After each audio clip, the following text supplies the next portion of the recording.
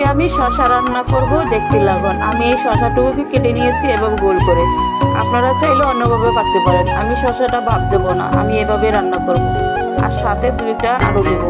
কাঁচা জাল দিয়ে রান্না করব। এই যে চিংড়ি মাছ, চিংড়ি মাছটা হালকা ভেজে রেখে দিয়েছি একটু জিরা বাটা। এখন দেবো একটু রসুন বাটা, পরিমাণ মতো লবণ। আপনারা চাইলে একটু বেশিও দিতে পারেন, কমও দিতে পারেন। তো আমি পরিমাণ মতন দিলাম লবণটা।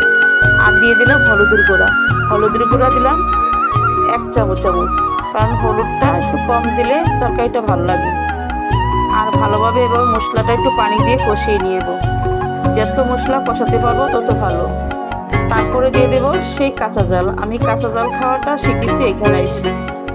তারপর দিয়ে দেবো আলুটা ভালো কষাইয়া আমি দিয়ে দেবো শশাটুকু। এভাবেই রান্না করতে হয় চিংড়ি মাছ দিয়ে শশা দিয়ে।